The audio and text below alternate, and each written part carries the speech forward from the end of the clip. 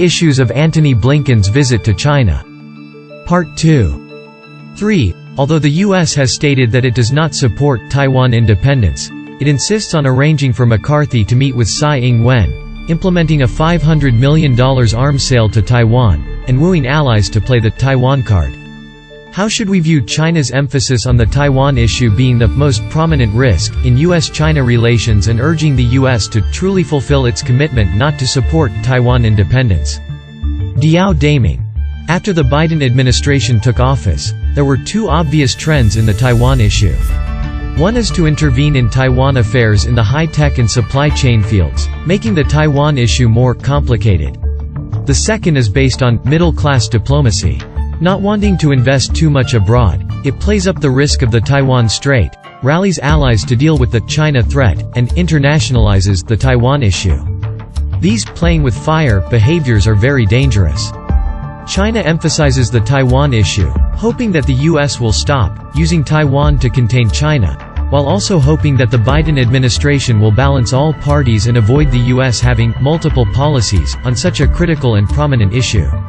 The multiple voices in the U.S. on the Taiwan issue are not helpful for U.S. foreign policy stability. Sun Chenghao. The U.S. has never given up its "use Taiwan to contain China" strategy. Taiwan is the country that the U.S. has chosen. The U.S.'s hollowing out of the One China principle reveals its established policy paradigm towards Taiwan, which binds the One China principle to the Taiwan Relations Act, and the 6 assurances to Taiwan. This approach is not acceptable to China. Against the backdrop of the Russia-Ukraine conflict, the U.S. intentionally portrays the Taiwan Strait issue as a security crisis in the Asia-Pacific region, repeatedly stoking public opinion to pave the way for the implementation of the Indo-Pacific strategy. Therefore, China emphasizes that the U.S. must truly adhere to the One China principle established in the 3 joint communiques between China and the U.S. and explicitly oppose Taiwan independence. 4. President Xi Jinping emphasized that the vast Earth can fully accommodate the development and prosperity of China and the United States, but the U.S. has always mirrored China with the template of national strength and hegemony. How should we view the cognitive differences between China and the U.S.? Diao Daming. The root cause of the current low ebb in U.S.-China relations lies in the U.S.'s erroneous understanding of China. The U.S. should realize that China's sustained development injects strong momentum into world prosperity and security, which is good for the world and the U.S. The U.S. should not use outdated Western attitudes and hardened narratives to misjudge China. None of the problems the U.S. is currently facing are caused by China.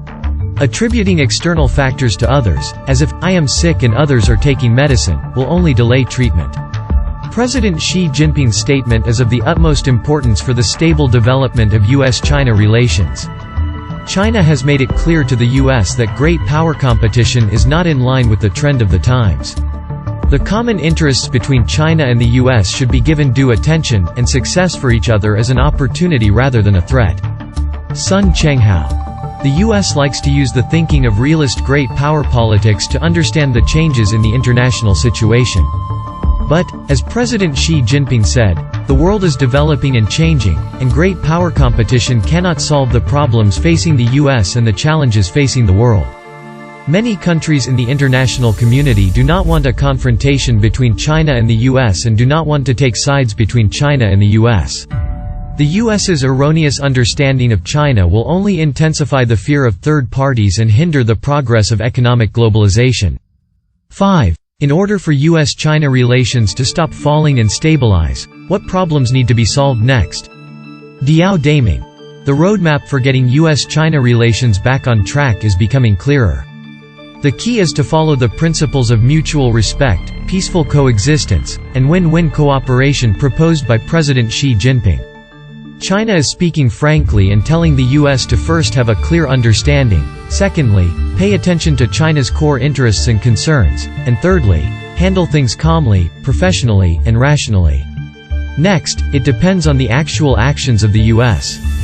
The 5 agreements mentioned in the meeting between the foreign ministers of China and the U.S. include both directional agendas to implement the consensus reached by the 2 heads of state at the Bali summit, and specific agendas to encourage the expansion of cultural and educational exchanges between the 2 countries. Blinken's visit to China has continued the positive trend of interaction between China and the US since May of this year. We hope that the two countries can take small steps to make big strides and stabilize and improve US-China relations. Sun Chenghao. As the US enters the election season in 2024, it is important to avoid politicizing US-China relations. The US should take a long-term perspective and not use China as a political tool to win elections. At the same time, the US should respect China's sovereignty and territorial integrity and stop interfering in China's internal affairs. The US should also abandon the zero-sum mentality and embrace win-win cooperation with China. In addition, both sides should strengthen communication and dialogue and properly manage and control differences. It is important to enhance mutual understanding and trust and seek common ground while reserving differences. Only by doing so can US-China relations stop falling and stabilize.